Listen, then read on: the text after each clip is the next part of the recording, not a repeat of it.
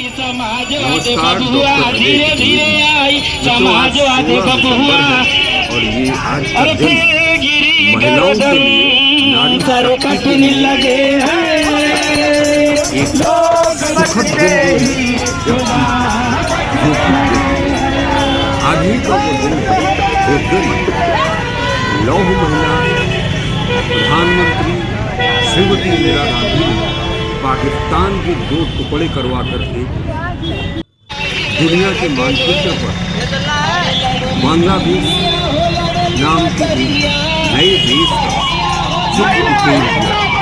वहीं आज 16 दिसंबर निर्भया दिवस की 12वीं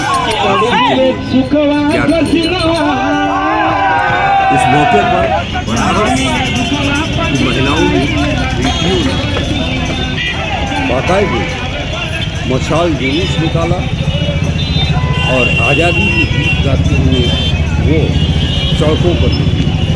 जुलूस का नारा था दिन है मेरा रात मेरी, प्रकृति की हर रंगत मेरी।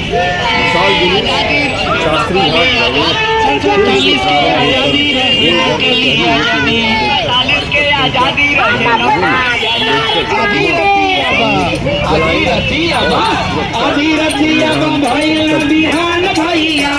इस मौके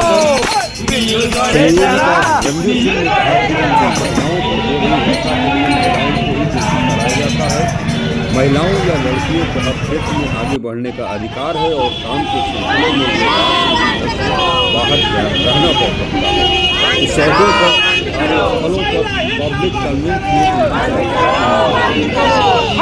जाने वाले सामाजिक कार्यकर्ता हिमांशु कुमार ने कहा कि प्रकृति ने इंसान को दिया है जिसका हर इंसान को बराबर का हक है, तो वो क्यों महिलाओं और लड़कियों को इस तौर से वंचित किया जा रहा है? क्यों नहीं हमारी सड़कें रात में भी एक महिला और लड़की के डर से आज़ाद हो सकती है? फांसीवादी शासन में महिलाओं पर दमन और शोषण बढ़ता है। देश में महिलाओं पर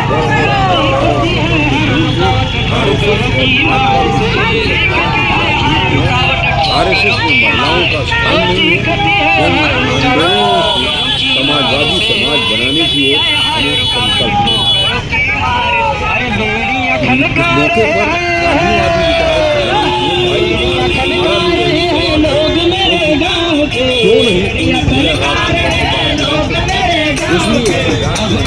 इंसान सड़कों पर आते हैं तो उन शैतानों को कैद करने की जरूरत है या औरतों को ही कैद कर देना ठीक है?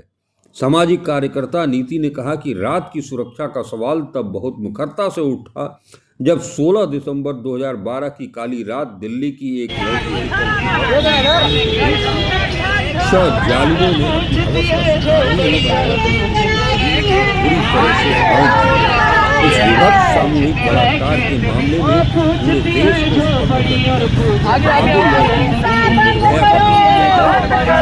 ये लड़कियां, ये महिलाएं, जिनमें कुछ पुरुष भी थे, सामाजिक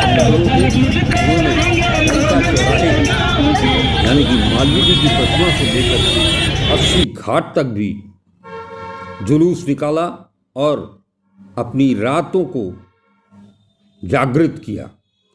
नारा वही था, रातें हमारी, मेरी रातें मेरी सड़कें।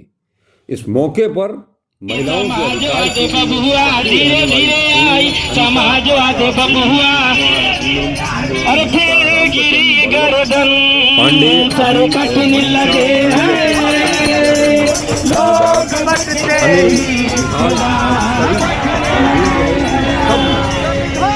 लोग अपनी आवाज़ बुलंद की और लोगों को महिलाओं के साथ साथ पुरुषों को भी जागरूक करने का काम किया है। ये महिलाएं, आपको बता दें, ये हर वक्त बेटियों के लिए, महिलाओं के लिए हमेशा ही सड़कों पर उतरती आई है, उतरती हैं। ये वही महिलाएं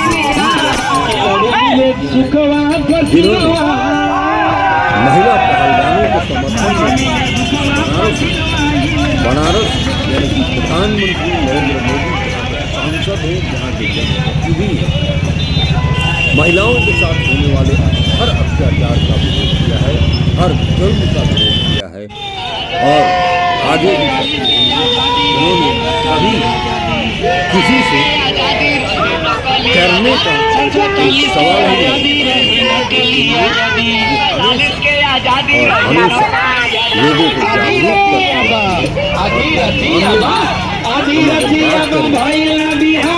लोक समिति जिसके की कन्वीनर नंदलाल जी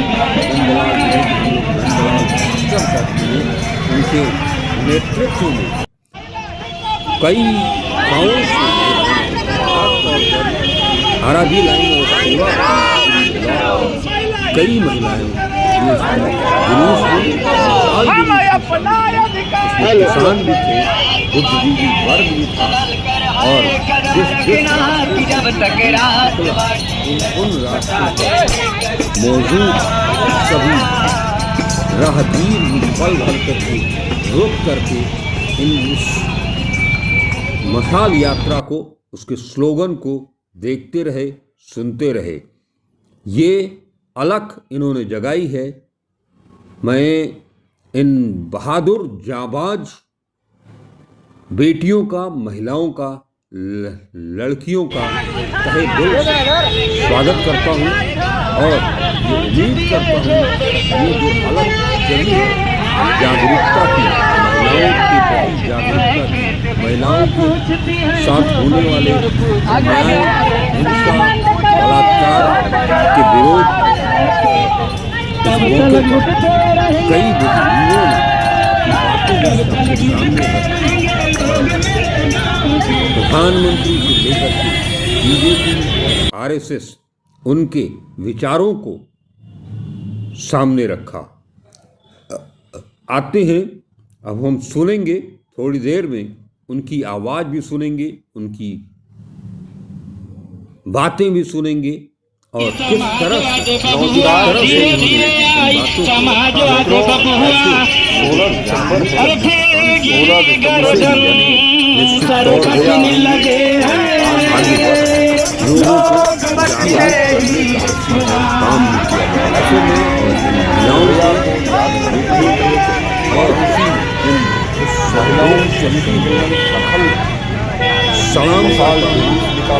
फांसीवादी शासन या उसकी 12वीं वर्षगांठ मनाई के खिलाफ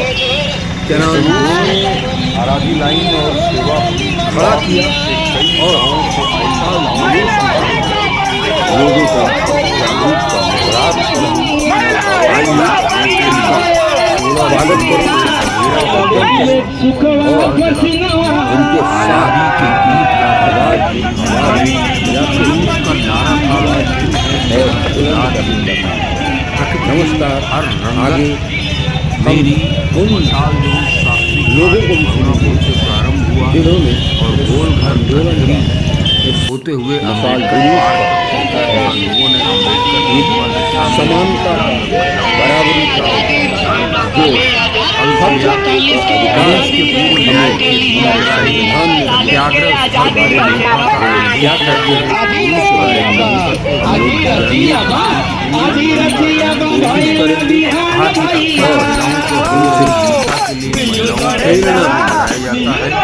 महिलाओं या लड़कियों को हर क्षेत्र में आगे बढ़ने का अधिकार है और काम के सिलसिले में रात में भी घर से बाहर निकलना पड़ सकता है। तो सड़कों, कार्यस्थलों, पब्लिक कन्वेंस में उनकी सुरक्षा सुनिश्चित होनी चाहिए। जाने माने सामाजिक कार्यकर्ता ने इंसान को सुबह, दोपहर, शाम और रात का तोहफा दिया है जिस पर हर इंसान का बराबर का हक है। तो क्यों महिलाओं और लड़कियों को इस तोहफे से वंचित किया जा रहा है? क्यों नहीं हमारी सड़कें रात में भी एक महिला और लड़की को डर से आज़ाद कर सकती हैं? फांसीवादी शासन में महिलाओं पर दमन और शोषण बढ़ता है।